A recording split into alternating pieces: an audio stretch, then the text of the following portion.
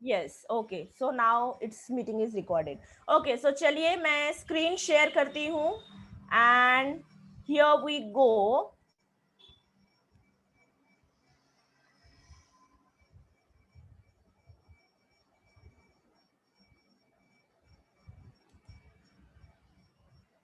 Slide share from या okay, so ये है हमारे सब्जेक्ट का नाम आईईएस और आईईपीपी। चलिए स्टार्ट करते हैं। यस, ये क्या है मैडम? आज हम आपको आज कुछ मूवी मूवी वूवी के दिखाने नाम। वाले हो? मूवी वूवी दिखाने वाले हो? नहीं नहीं, मूवी तो नहीं दिखाने वाली हूँ। पर किसने ये दोनों मूवीज देखी है? किसने देखी है दोनों movies? I think most of us must have seen the movie, right? So ये जो तारे जमीन पे मूवी थी वो एक बच्चे के बारे में थी, और जो बच्चे का नाम था वो क्या था? ईशान। अब इस बच्चे के बारे में आपने क्या ऑब्जर्वेशन किए थे मूवी में? क्या आपको बहुत ही डिफरेंट लगा उसके बारे में? Yes, anyone? इसको इतना पढ़ने लिखने में ध्यान नहीं था, बट इसको ड्राइंग और वो सब में ज्यादा शौक था। तो उसका जो एरिया ऑफ इंटरेस्ट था वो अलग था, पर उसी के साथ साथ आपने देखा था जब भी वो नंबर्स देखता था तो उसको मतलब उसको ऐसा लगता था कि नंबर्स डांस कर रहे हैं, राइट? तो वो आपने देखा होगा कि like he was not having the interest on academics, and उसका एरिया ऑफ इंटरेस्ट पर कहीं ना कहीं उसको आप देखोगे कि वो जो नंबर्स का, न्यूमरोलॉजी का उसको जो प्रॉब्लम था, that was something different which you can see in students. इसी तरह से ये दूसरा पोस्टर जो मूवी का रखा हुआ है आपके सामने, that is a barfi movie which was the outstanding excellent movie. और इसमें भी अगर आप देखेंगे तो जो प्रियंका चोपड़ा का जो रोल बताया गया है, and this both the movies were made to explain us, to make us understand कि जो स्पेशल चिल्ड्रन होते हैं या जो ऑटिस्टिक चिल्ड्रन होते हैं उनको किस तरह से हमको डिफरेंटली ट्रीट करना है। नाउ यहाँ पे क्वेश्चन आता है कि ये जो हम बोलते हैं कि the children with special needs, जिनको हम ऑटिस्टिक तो नहीं बोलना चाहिए but children with special needs, तो हम उनको ऐसा क्यों बोलते हैं? उनकी नीड स्पेशल क्यों होती है? अब यही टॉपिक को अगर हम बिल्कुल जनरल टर्म्स में समझें तो ग्रोथ, अगर आप वो जो तारे जमीन पे जो मूवी थी जिसमें मैंने ईशान की बात की, आप देखिए कि बच्चा जब छोटा होता है देन क्रॉल करता है, चलना सीखता है, एंड देन दिस वे वो पूरा फेज ग्रोथ का चलता है। पर लाइफ में जरूरी नहीं है, कोई कोई लोग ऐसे भी होते हैं जो हाइट बॉडी से आपको बड़े दिखेंगे, पर जब आप उनसे बात करते हो, बात करने के बाद ही आपको पता चलता है कि यार इसका जो मेंटल एबिलिटी है, जो डेवलपमेंट का जो एरिया है वो प्रॉपर नहीं है।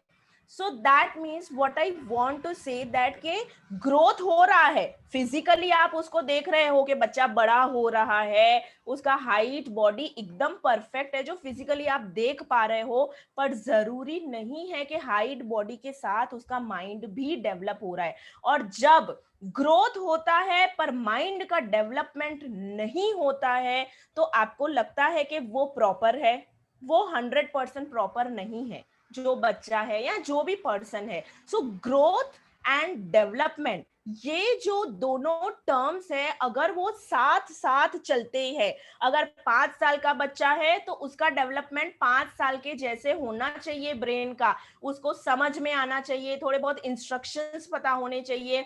आपके जितने बच्चे होते हैं तो उनका मेंटल डेवलपमेंट एक अलग लेवल का होता है, जैसे प्रॉब्लम सॉल्विंग स्किल्स है, क्रिटिकल एनालिसिस है। तो अब ये जो ग्रोथ एंड डेवलपमेंट टर्म है वो हम इकोनॉमिक्स में भी यूज करते हैं, which is known as economic growth and economic development. तो write down in your notebook, our today's topic is economic growth and economic development. Everyone please note down in your notebook, today's topic is, धवल हमारा topic क्या है आज का? Economic growth and economic development. हाँ, मैंने क्या किया, ग्रोथ के आगे इकोनॉमिक लगा दिया, डेवलपमेंट के आगे इकोनॉमिक लगा दिया, तो हमारा टॉपिक हो गया economic growth and economic development. So let's start. अब आप आपकी स्क्रीन के सामने देखिए, मैंने ये लिखना नहीं है, जस्ट आपने टाइटल लिखा, फिर इधर ध्यान दीजिए क्या लिखना है वो मैं आपको बताऊंगी। अभी तक only I said that you have to write the topic. Okay, अब यहाँ पे मैंने 2 कंट्रीज का नाम लिखा है। कौन सी कंट्री है निधि, कौन सी कंट्री से 2? Ma'am Kashmir and Pakistan. Kashmir and Pakistan. तो कश्मीर तो इट्स जन्नत, and Pakistan I don't want to say anything, you know. ठीक है, अब जस्ट हम इमेजिन करते हैं, this is just an imaginary example के 2 कंट्रीज हैं या 2 स्टेट्स हैं। अब यहाँ पे दोनों ही जगह पे जो कश्मीर है, अगर मैं उसके पॉपुलेशन की बात करूं तो वहां पे 1000 बिलियन पॉपुलेशन है। इसी तरह से जो पाकिस्तान है वहां पे भी पॉपुलेशन 1000 बिलियन है। अब यहाँ पे एक सोचने जैसी बात है कि भाई दोनों ही जगह पे पॉपुलेशन तो सेम है, तो मैं तो यहाँ पे कंक्लूड ही नहीं कर पाऊंगी कि कौन सी कंट्री में ग्रोथ है, कौन सी कंट्री में डेवलपमेंट है। ये डेटा जो मेरी स्क्रीन के सामने रखा गया है, मैं तो कुछ जस्टिफाई ही नहीं कर पाऊंगी। सो अगर आपको देखना है कि किसका ग्रोथ एंड किसका डेवलपमेंट ज्यादा, तो I have to give you some other information also. तो उसमें मैंने ऐड कर दिया कि कश्मीर का जो जीडीपी है that is 21 million, and Pakistan का जो जीडीपी है वो है 40 मिलियन। अब आप जस्टिफाई कर सकते हैं कि दोनों कंट्रीज में से कौन सी कंट्री में ग्रोथ ज्यादा है, कौन सी कंट्री में? पाकिस्तान। पाकिस्तान में। क्यों? आपने क्या देखा? बिकॉज आपने जो ग्रॉस डोमेस्टिक प्रोडक्ट है दैट इज जीडीपी, वो मैंने यहाँ पे बताया है 40, उसके सामने कश्मीर का तो सिर्फ 21 है। तो अगर मुझे आपने इतना इंफॉर्मेशन दिया है तो आई कैन कंक्लूड दैट कि भाई पाकिस्तान ज्यादा ग्रो कर रहा है इन टर्म्स ऑफ जीडीपी। पर उसी के साथ साथ अगर मैं आप इसमें और इंफॉर्मेशन ऐड कर रही हूं कि भाई देखो, कश्मीर में एक बंदा है जिसका नाम मैंने रखा है मिस्टर पॉश। ठीक है, अब मिस्टर पॉश जो है उसने जीडीपी का जो 21 मिलियन है उसमें से 1 मिलियन उसका है। क्या बोला मैंने? जीडीपी जो मेरा 21 मिलियन है उसमें से 1 मिलियन पूरा ये मिस्टर पॉश उठा जाता है। चलो इसको नाम देते हैं भाई राजा हरी सिंह, जो कश्मीर का था। ठीक है, तो भाई राजा हरी सिंह यहाँ पे 1 मिलियन लेके गया, तो बाकी कितना बचा? बाकी कितना बचा? अगर वो 1 लेके जाता है 21 में से, तो how much is left? 20 million. अब खाली 20 मिलियन जो जीडीपी है वो बाकी सारी पॉपुलेशन में डिवाइड होगा। मतलब 20 मिलियन ये 1000 बिलियन पॉपुलेशन में डिवाइड होगा। इसी तरह से यहाँ पे पाकिस्तान में जो है वो मिस्टर ग्रीड है। अभी मिस्टर ग्रीड को हम नाम दे देते हैं भाई, वो ओसामा बिन लादेन जो पूरा पैसा लेके गया, राइट। सो जीडीपी अगर 40 मिलियन है तो उसमें से 39 मिलियन उसने ले लिया। अब जस्ट इमेजिन करो कि ये एक बंदा ओसामा बिन लादेन 40 मिलियन में से 39 मिलियन उसका, तो बाकी बचा कितना? 1 मिलियन। और अब 1 मिलियन 100 बिलियन पॉपुलेशन में डिवाइड करना है, तो आप मुझे बताइए कि कहां पे आपको जस्टिफाइड ज्यादा लग रहा है? कश्मीर में वो एक फेयर लैंड है। क्यों फेयर लैंड है? क्योंकि जीडीपी के टर्म्स में तो मुझे ऐसा लगा कि यार पाकिस्तान बहुत ग्रो कर रहा है, पर फिर मैंने उसका डिवीजन देखा, वो जीडीपी का डिस्ट्रीब्यूशन देखा, तो डिस्ट्रीब्यूशन देखने के बाद मुझे पता चला कि यार ये पूरा जीडीपी तो सिर्फ एक ही बंदे के पास जा रहा है, मतलब बाकी सारी पॉपुलेशन के पास तो कुछ है ही नहीं, और कश्मीर में बाकी सब लोगों को भी अच्छा खासा मिल रहा है। उसी तरह से एक और एलिमेंट मैंने ऐड किया कि भाई कश्मीर में 99% लोग पढ़े लिखे हैं, लिटरेट हैं, प्लस जो हेल्थ एंड मेडिकल फैसिलिटीज है वो फ्री में दी जा रही है। अब जस्ट इमेजिन कीजिए कि अगर एजुकेटेड लोग ज्यादा होते हैं तो डेफिनेटली वो कंट्री ज्यादा डेवलप होगा, जहां पे फ्री फैसिलिटीज भी दी जा रही है। पर उसी के सामने अगर मैं पाकिस्तान की बात करूं तो पाकिस्तान में तो सिर्फ 60% लोग ही पढ़े लिखे हैं, और ऊपर से जो हेल्थ फैसिलिटीज है वो भी लोग अफोर्ड नहीं कर पा रहे हैं। मतलब बहुत महंगी है, प्राइवेट हॉस्पिटल्स होंगी वहां पे जहां पे बड़े बड़े बिल निकाले जा रहे हैं। तो what I am trying to say here कि जब मैंने जीडीपी पे फोकस किया तो जीडीपी को देख के मैंने कंक्लूड किया कि पाकिस्तान का कंडीशन ज्यादा अच्छा है। पर बाकी सारे एलिमेंट्स जो थे, जो डिस्ट्रीब्यूशन का मैंने ऐड किया, जो लिटरेट पीपल का लिटरेसी रेट मैंने ऐड किया, हेल्थ फैसिलिटीज ऐड करने के बाद तो मुझे कौन सी ज्यादा फेयर लैंड लग रही है, कौन सी कंट्री ज्यादा रहने जैसी है? Definitely Kashmir. That means growth is not only important. ये जो है ना जीडीपी, जीडीपी सिर्फ और सिर्फ कंट्री का ग्रोथ बताता है, पर जो लिटरेसी है, हेल्थ केयर फैसिलिटी है, डिस्ट्रीब्यूशन ऑफ इनकम है, ये जो अदर एलिमेंट्स हैं वो डेवलपमेंट का पार्ट है। They are the part of development. तो खाली ग्रोथ होना इंपॉर्टेंट नहीं है, पर ग्रोथ के साथ साथ कंट्री में डेवलपमेंट भी होना चाहिए। So I hope you have understood this example. Yes और no? Yes, yes. Okay, Yes, तो ma'am. यहाँ पे आपको कुछ लिखना नहीं था, सिर्फ समझने की बात थी। चलिए, सो अब लिखना क्या है वो आपकी स्क्रीन पे है। अब हम कंसेप्ट समझ गए कि इकोनॉमिक ग्रोथ क्या होता है और इकोनॉमिक डेवलपमेंट क्या होता है। सो चलिए रीड आउट करते हैं, व्हाट इज इकोनॉमिक ग्रोथ। अगर इकोनॉमिक ग्रोथ टर्म को मुझे सिर्फ एक वर्ड में आपको एक्सप्लेन करना है, सिर्फ मैं आपको बोलती हूँ कि एक ही word, so this is all about output, output of the country. तो आउटपुट को हम और क्या बोल सकते हैं? That is a national output of the country, that is a national product of the country. ठीक है? तो जब भी कोई भी कंट्री का जब आउटपुट, जिसको हम टोटल प्रोडक्शन भी बोल सकते हैं, जब वो इंक्रीज होता है, सो हम बोल सकते हैं कि कंट्री में ग्रोथ हो रहा है।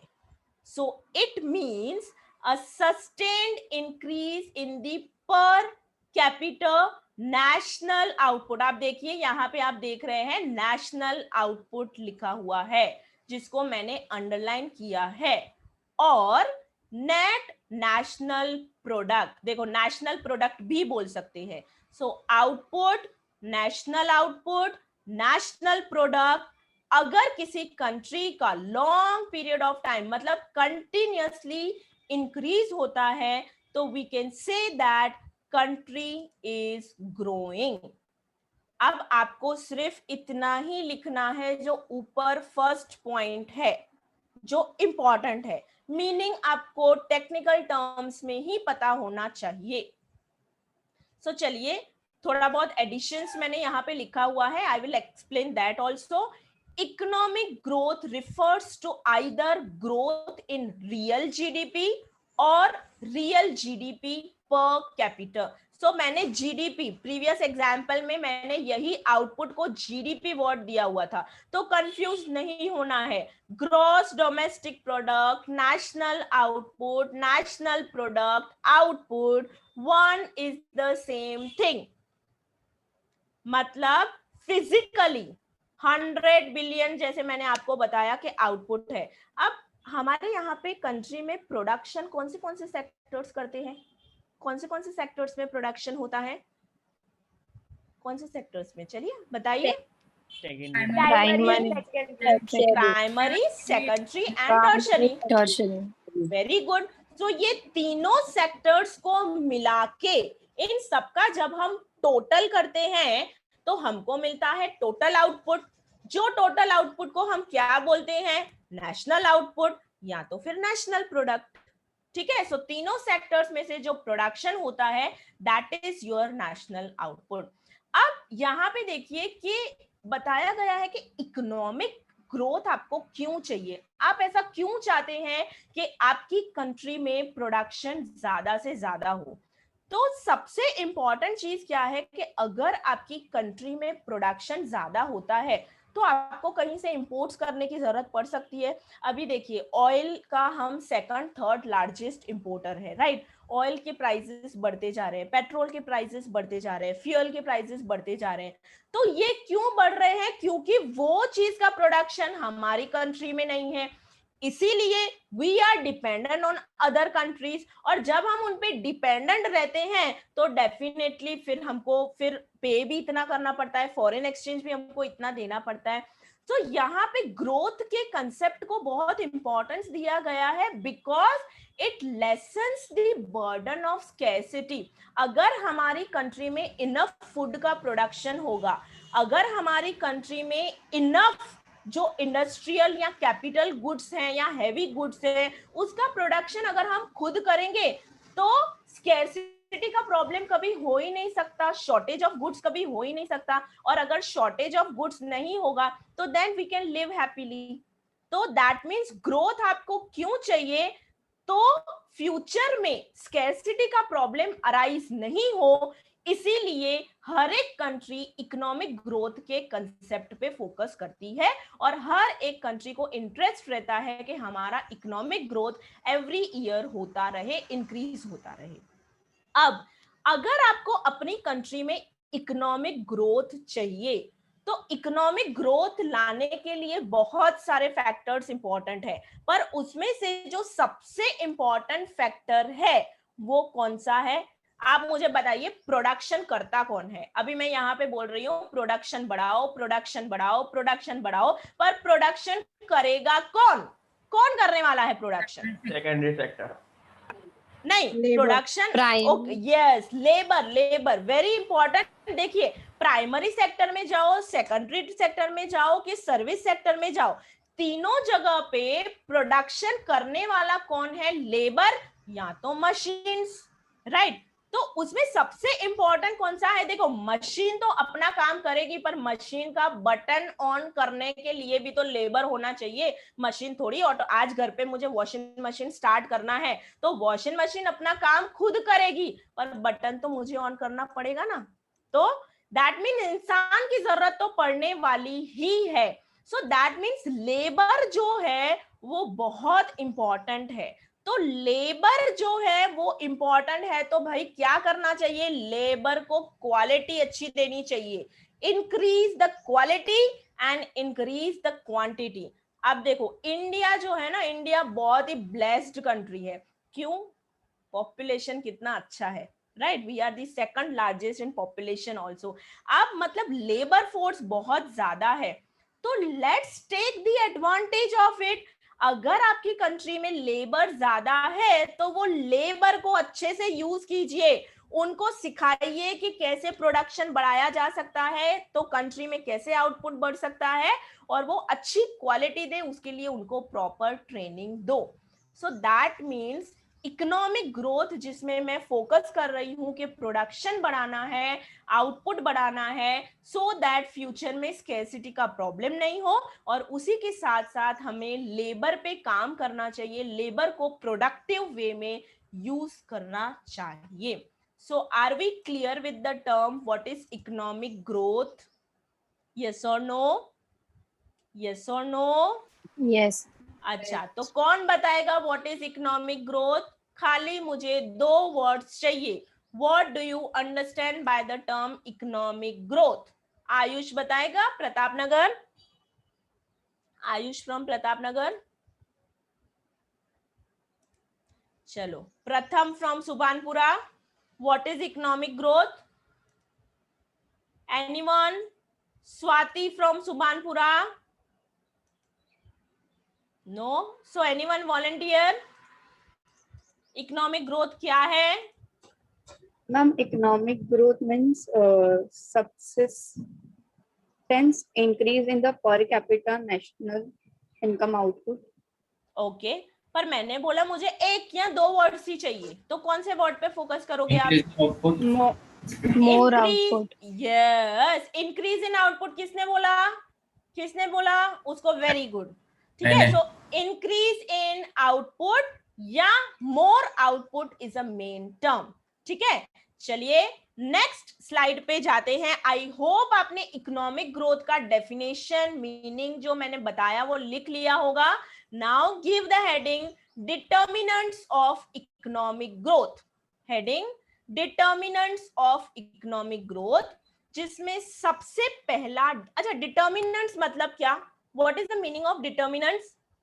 ऐसी चीजें जो हमको बताएंगी कि हाँ कंट्री में इकोनॉमिक ग्रोथ हो सकता है। विच determines the level of economic growth, किस पे डिपेंडेंट है? तो सबसे पहले जैसे मैंने ऑलरेडी आपको बताया कि हमारा जो इकोनॉमिक ग्रोथ का जो कंसेप्ट है वो ह्यूमन पे डिपेंडेंट है, लेबर पे डिपेंडेंट है।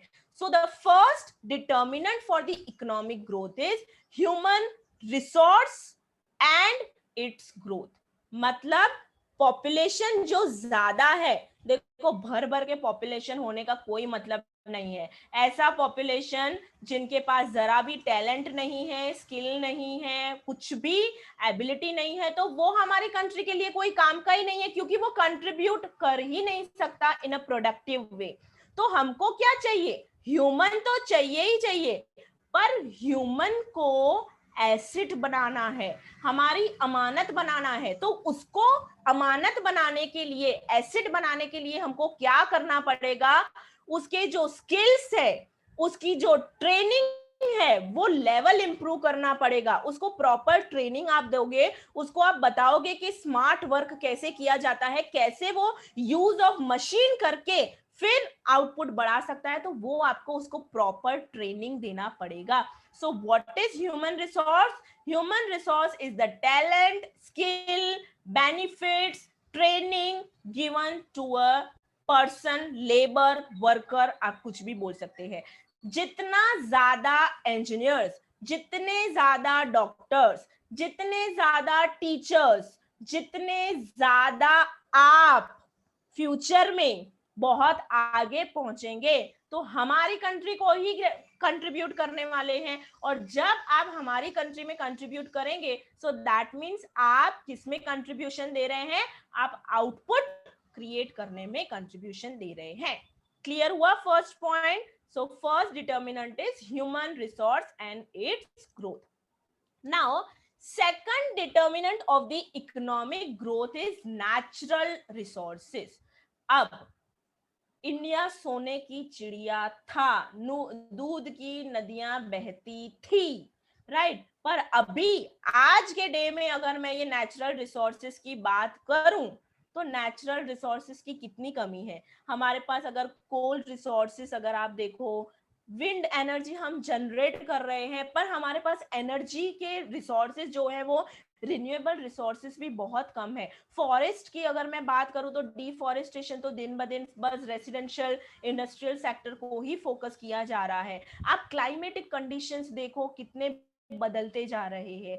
सो दैट मीन्स हमारा जो नेचर था वो नेचर धीरे धीरे खत्म होता जा रहा है। और जस्ट इमेजिन कीजिए कि ये नेचर अगर खत्म हो जाएगा, अभी आप देखो वाटर के लिए भी आप पे कर रहे हो, वाटर के लिए पे करते हो, धीरे धीरे ऐसा आएगा कि भाई देखो ऑक्सीजन के लिए भी आपको हॉस्पिटल्स में अभी आप कंडीशंस देख रहे हैं, राइट? तो धीरे धीरे ऐसा होगा कि शायद सांस लेने के लिए भी हमको पे करना, अपने अपने ऑक्सीजन सिलेंडर्स लेके घूमने पड़े, ऐसा भी हो सकता है। Because climatic conditions are so dangerous. लोगों को सिर्फ और सिर्फ अपना सेल्फिश मोटिव चाहिए, वो फुलफिल करने की वजह से वो नेचुरल रिसोर्सेज को खत्म करते जा रहे हैं। सो नेचुरल रिसोर्सेज अगर कम होते गए तो हमारी कंट्री में ग्रोथ होना मुश्किल है, पॉसिबल नहीं है। सो यहाँ पे वो बता रहे हैं कि आपकी कंट्री में जितने नेचुरल रिसोर्सेज ज्यादा होंगे उतना ज्यादा ग्रोथ होगा। आप जस्ट इमेजिन कीजिए कि मुझे वुड चाहिए, मुझे इंडस्ट्री में प्रोडक्शन करना है, फर्नीचर बनाना है। वुड तो बहुत सारी मेडिसिन बनाने के लिए भी यूज होता है, आप जो स्टेशनरी यूज करते हो वहां पे वुड यूज होता है। तो ये सब का प्रोडक्शन तो मैं तभी कर पाऊंगी ना जब वुड अवेलेबल होगा। अगर वुड ही, किसका माइक ऑन है प्लीज म्यूट कीजिए, राइट? सो अगर वुड ही नहीं होगा, अगर जंगल में आप जाएंगे पर जंगल ही नहीं होगा तो क्या करोगे आप? तो नेचुरल रिसोर्सेस ही नहीं होंगे तो इकोनॉमिक ग्रोथ पॉसिबल नहीं है। प्लीज म्यूट कीजिए। I think who is that? Mute कीजिए, किसी का बहुत आवाज आ रहा है घर से। Right, so let's continue. Second determinant natural resources, note down किया अपनी नोटबुक में? सेकंड डिटर्मिनेंट नेचुरल रिसोर्सेज ज्यादा, इकोनॉमिक ग्रोथ ज्यादा। Natural resources come, economic growth come. Let's go to the third determinant of economic growth, which is capital formation. अब सबसे पहले capital formation term की अगर मैं बात करूं तो मुझे पता होना चाहिए कि कैपिटल का मतलब क्या है। सो देखिए, कैपिटल मतलब tools, equipments, machinery, buildings, vehicles, then money, patents, copyrights, ये सब आपके कैपिटल का पार्ट है। अब कैपिटल फॉर्मेशन का मतलब क्या होता है, ये बहुत ही इंपॉर्टेंट है। जो नीचे पिक्चर दिया हुआ है वो आपको कहीं नोट डाउन करना चाहिए। सो कैपिटल फॉर्मेशन का प्रोसेस कैसे काम करता है, देखिए, आप सब लोगों के पेरेंट्स सेविंग्स करते हैं, यस और नो? सेविंग्स कहाँ पे जाके करते हैं? कहाँ पे जाके करते हैं? बैंक। कहाँ जाते हैं सेविंग्स करने के लिए?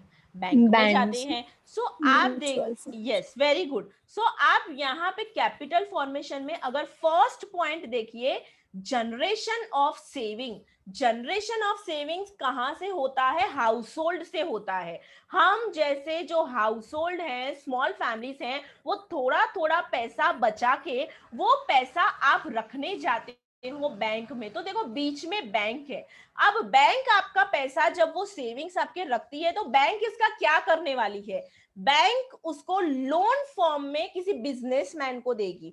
सो बिजनेसमैन है, ट्रेडर्स है, वो आते हैं बैंक के पास और बैंक के पास से लोन लेके जाते हैं। अब जैसे फॉर एग्जांपल रिलायंस इंडस्ट्री है, रिलायंस इंडस्ट्री गई बैंक के पास, रिलायंस इंडस्ट्री ने जाके बोला बैंक में कि मुझे 1 करोड़ का लोन चाहिए और 1 करोड़ में मैं नया प्लांट स्टार्ट करने वाला हूं, नई जगह पे मुझे अपना प्लांट सेटअप करना है। सो दैट मीन्स उसने इन्वेस्टमेंट किया, राइट? सो ये इन्वेस्टमेंट पॉसिबल क्यों हुआ? अगर हमारे जैसे छोटे छोटे लोग बैंक में जाके सेविंग्स ही नहीं करते तो ये सेविंग्स बैंक के पास आते ही नहीं। और अगर बैंक के पास खुद के पास सेविंग्स वो जो हमने दिए हैं वो नहीं होते तो वो उसको मोबिलाइज कैसे करती है? इसको बोलते हैं mobilisation of savings. Please note कीजिए, बैंक क्या करती है? They do the mobilisation of saving. कहां पे उसको शिफ्ट करती है? To the businessman in the form of loan, and businessman investment करते हैं। So this is a whole process of capital formation. तो यहाँ पे बताया गया है कि देखो, अब रिलायंस इंडस्ट्री ने क्या किया? एक नया प्लांट स्टार्ट किया है, इन्वेस्टमेंट किया है। तो रिलायंस इंडस्ट्री प्लांट स्टार्ट करेगी मतलब अल्टीमेटली प्रोडक्शन करने वाली होगी। तो प्रोडक्शन करेगी मतलब आउटपुट बढ़ेगा, आउटपुट बढ़ेगा मतलब इकोनॉमिक ग्रोथ होगा। सो ये इकोनॉमिक ग्रोथ हुआ कैसे? क्योंकि रिलायंस इंडस्ट्री ने इन्वेस्टमेंट किया। रिलायंस इंडस्ट्री ने इन्वेस्टमेंट किया कैसे? क्योंकि मैंने सेविंग किया। तो दैट मीन्स कैपिटल फॉर्मेशन होगा तो ही रिलायंस वाला इन्वेस्टमेंट करेगा, और रिलायंस वाला अगर इन्वेस्टमेंट करेगा तो कंट्री में इकोनॉमिक ग्रोथ होगा। Am I clear with the point capital formation? Yes. समझ में आया? Yes, ma'am. अब ये Yes, अगर आपको पॉइंट एमसीक्यू में आता है तो आपको वन वर्ड में मैं ये बता रही हूं, increase in the saving and investment is known as capital formation. जब सेविंग्स इंक्रीज होती है, इन्वेस्टमेंट इंक्रीज होती है तो कैपिटल फॉर्मेशन होता है। ठीक है? Okay, let's go to the next point, that is the last and fourth determinant of economic growth। तो टेक्नोलॉजिकल डेवलपमेंट। अभी टेक्नोलॉजी की तो मुझे कुछ एक्सप्लेनेशन देने की जरूरत नहीं है, सभी डिजिटलाइजेशन हो चुका है। जस्ट मैं आपको अपना एग्जाम्पल बताती हूँ कि आज से शायद मुझे लगता है 10-12 साल पहले मुझे आधार कार्ड के लिए अपॉइंटमेंट लेने गए, फिर आपने अपनी जॉब पे छुट्टी गिराई। भाई छुट्टी क्यों गिराई? क्योंकि गवर्नमेंट का काम है, आपको पर्सनली जाना पड़ेगा। तो जस्ट इमेजिन कीजिए कि ये सब चीजों के लिए अगर पूरे वर्ल्ड में एक एक बंदा भी छुट्टी लेता है, मतलब एक एक बंदा काम नहीं कर रहा है, जिस दिन वो काम नहीं करता उस दिन आउटपुट कम हुआ कि नहीं हुआ? क्योंकि जिस दिन मैंने छुट्टी ली तो मैं तो ह्यूमन बीइंग हूँ, फिर कल आप मुझे ऐसा नहीं बोल सकते कि अब तुम 50 घंटे काम करो। नहीं यार, मैं तो बायोलॉजिकल रेस्ट्रिक्शन है, आज का जो मुझे काम करना था, आज अगर मैंने छुट्टी ले ली तो कल आप मेरे से एक्सपेक्ट नहीं कर सकते कि मैं ह्यूमन बीइंग हूँ, मैं डबल काम नहीं कर सकती हूँ। So what I am trying to say is, ये जब टेक्नोलॉजी नहीं थी ना, तो लोगों को आधार कार्ड की लाइन में खड़ा रहना पड़ता था, वहां पे मैं भी अपने जॉब पे छुट्टियां गिराने पड़ती थी, तो उसकी वजह से आउटपुट कम होता था। वो पर्टिकुलर डे पे वो काम नहीं करते थे, और वो काम नहीं करेंगे, आउटपुट कम होगा तो इकोनॉमिक ग्रोथ कम होगा। तो अब आप देखिए, आधार कार्ड लेना आप अपने घर से ऑपरेट कर सकते हैं। आप अपना मोबाइल नंबर अगर आप कनेक्टेड हैं तो घर बैठे, इवन गूगल पे अगर आप देखें तो पहले तो आप बैंक में जाते थे, पैसे ट्रांसफर करते थे, अब तो पेमेंट करना भी इतना, तो एवरीथिंग, लाइट बिल की क्यू में मैं खड़ी रही हूं पर आज ऑनलाइन हो जाता है। घर पे 2 सेकंड का, रात को 5 मिनट है, आप फटाफट सब बिल पे कर दीजिए। तो ये मैं बता रही हूँ कि आप देखिए कि टेक्नोलॉजी कितना डेवलप हो चुका है। और टेक्नोलॉजी जब डेवलप होता है तो सबसे पहला टाइम और एनर्जी सेव होता है। देखिए, मेरा टाइम बचा, मेरी एनर्जी बची। अब टाइम और एनर्जी बचेगा तो वो एनर्जी मैं कहाँ पे लाऊंगी? किसी प्रोडक्टिव वे में डालूंगी।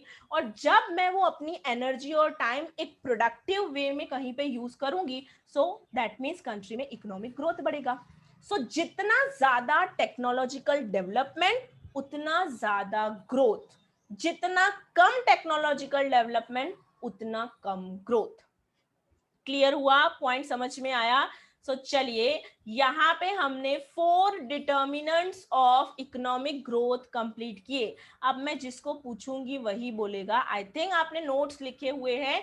Shubham from OP road, Shubham from OP road, yes बेटा। इकोनॉमिक ग्रोथ के 4 डिटर्मिनेंट्स बताओ, कौन से हैं?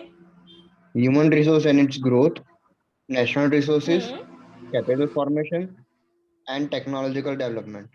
Very good. What do you understand by capital formation? I'm saving and investment. Very good. Okay.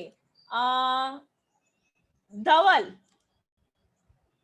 Dhaval from Pratapnagar. What is economic growth? What is economic growth?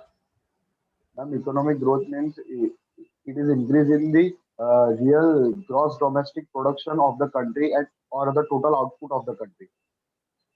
Very good, excellent. चलिए next, अब हम economic growth को बहुत अच्छे से समझ लिए हैं। हेडिंग दो अपनी नोटबुक में। अब हम डिस्कस करने वाले हैं इकोनॉमिक डेवलपमेंट क्या होता है। सो इकोनॉमिक डेवलपमेंट, जिसको हम अदर टर्म्स में बोल सकते हैं इकोनॉमिक वेलफेयर। हाँ, दरवाजा बंद कर, तमें म्यूट करो। किसने बोला? प्लीज म्यूट कीजिए। ओके, सो चलिए, इकोनॉमिक डेवलपमेंट जिसको हम इकोनॉमिक वेलफेयर भी बोलते हैं। सो सिंपल टर्म्स में पहले आप नोट डाउन कर लीजिए, फिर मैं एक्सप्लेन करती हूं। Growth plus something more than growth, मतलब चलिए मैं बाद में एक्सप्लेन करती हूँ, पहले मैं डिक्टेट करूंगी। Growth plus something more than growth, या तो economic growth plus economic welfare is equal to economic development. Economic growth plus economic welfare equals to economic development. I hope everybody is writing. Yes, I can see many of them are writing. Very good. चलिए, अब growth मतलब मैं explain नहीं करूंगी। Growth मतलब हमको already पता है, increase in output of the country over a long period of time is known as dash dash dash. पर something more than growth, something more than growth मतलब मेरी कंट्री में अगर अदर प्रॉब्लम्स नहीं है। अब अदर प्रॉब्लम्स का क्या मतलब? जो मैंने आपको इनिशियल एग्जाम्पल में बताया, लिटरेसी रेट बताया था, डिस्ट्रीब्यूशन ऑफ वेल्थ बताया था, फिर हेल्थ फैसिलिटीज बताई थी। इसमें हम और ऐड कर सकते हैं अदर देन ग्रोथ, मतलब आपकी कंट्री में पॉवर्टी नहीं है, आपकी कंट्री में अनएम्प्लॉयमेंट नहीं है, आपकी कंट्री में करप्शन नहीं है, आपकी कंट्री में डिस्ट्रीब्यूशन इक्वल अपॉर्चुनिटी सबको दिया जाता है। So that is development. जितने ज्यादा इक्वल अपॉर्चुनिटीज दिए जाएंगे, अगर पॉवर्टी नहीं होगा, अगर अनएम्प्लॉयमेंट नहीं होगा, तो मेरा इकोनॉमिक वेलफेयर, मेरा स्टैंडर्ड ऑफ लिविंग अच्छा होगा। So when my standard of living is good, that means my country is economically developing. So इसीलिए यहाँ पे लिखा है समथिंग मोर देन ग्रोथ। मतलब आउटपुट तो जरूरी है ही है, पर आउटपुट के साथ साथ जो अदर प्रॉब्लम्स हमारी कंट्री में है वो अगर कम होते जाते हैं over a period of time, तो हमारी कंट्री को हम बोल सकते हैं कि हमारी कंट्री सिर्फ ग्रो ही नहीं कर रही है, पर क्या हो रही है, डेवलप भी हो रही है। ठीक है, can I go to next slide now? Okay, चलिए। Yes, ma'am. अब यहाँ पे आपको 2 कॉलम्स बनाने हैं, पर लिखना वही है जो मैं बोलूं, इतना सारा कॉपी नहीं करना है। I will be telling you the important terms and that only should be written in both the columns. So I am giving you 1 minute, make 2 columns, write down difference between economic growth and economic development. Economic growth and economic development.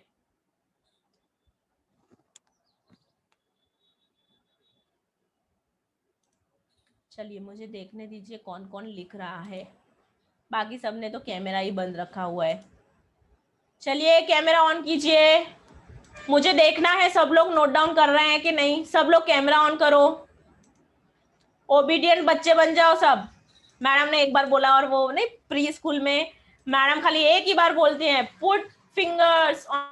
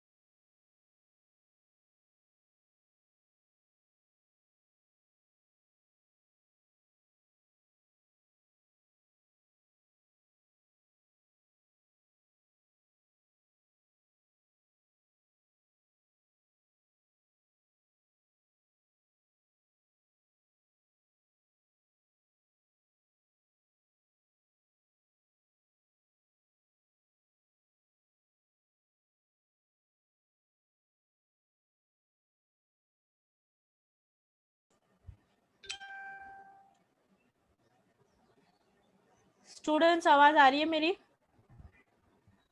Yes, ma'am. Yes, ma'am. आज थोड़ा connective issue, I don't know why it is more, so please cooperate, please cooperate. Yes, ma'am. Yes, so अभी थोड़ा 5 minute ही I think बाकी है, so we will just quickly go with the difference. Economic growth, वहां पे monetary growth of the nation. अब इसको हम मॉनेटरी ग्रोथ क्यों बोलते हैं? क्योंकि आउटपुट इंक्रीज हो रहा है, और आउटपुट वो जब मार्केट में आता है, मार्केट वैल्यू में कन्वर्ट होता है, तो हम उसको बोलते हैं मॉनेटरी ग्रोथ हुआ. क्योंकि जो भी प्रोडक्शन होता है उसका कोई ना कोई मार्केट वैल्यू तो होता है. मैम स्क्रीन नहीं दिख रही. मैम गए.